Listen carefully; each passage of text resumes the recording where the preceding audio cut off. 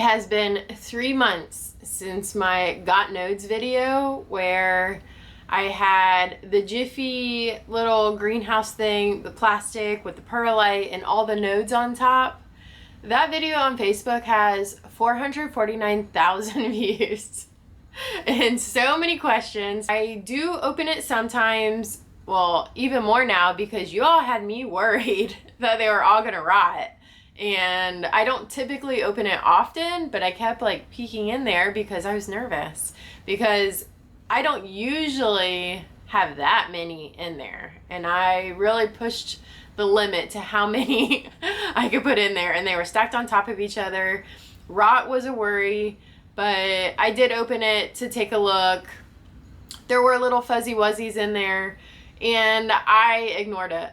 I pretended not to see it because whatever happened will happen, and if some of them don't survive, then so be it.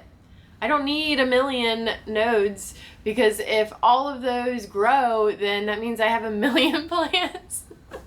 Not a million, like 1,000, but still, it's kind of a lot. Watering, yes, I water it. Not too often. Maybe every like 3 weeks I watered. If I saw that it looked a little bit dry. What am I doing? What am I going to do with all of those? I don't know. Future self will figure that out. I don't know what I'm going to do with all of them. What do I do with any of the plants? I hold on to them forever. Honestly, I'm thinking about maybe having a plant sale in the springtime. But really, don't quote me on that because I don't know if I can do it. We'll see. I don't know. I'm going to show an update because we have growth. I'm going to show you a before. Look at this. What in the world?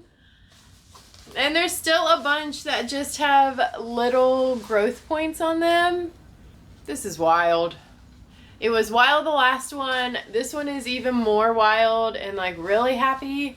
I think that's due to watering with fertilizer. And I really have not been on my fertilizer game for all these years. So I really think these are growing because of the fertilizer. But there are some stunning plants in here. Epipremnum albo, I can already see. Lots of Campo. Philodendron Campo, Tradescantia.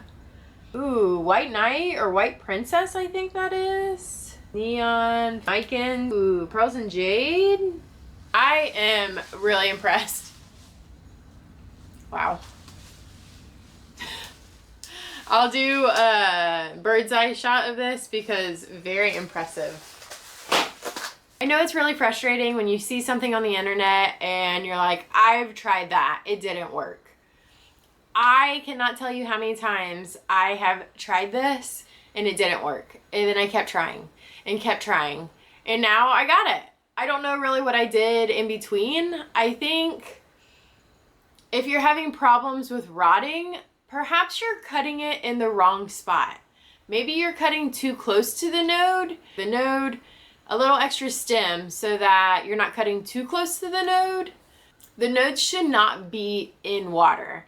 I like the layer of perlite because you can put the nodes right on top.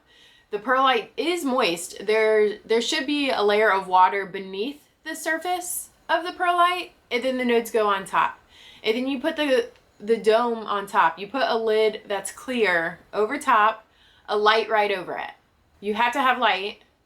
You have to have moisture. So really the humidity within the area is what's pushing growth. So if nodes are in the water, that will rot. Don't do that. I do keep the lid on. I really don't remove the lid. You can remove the lid to take a peek, put the lid back on.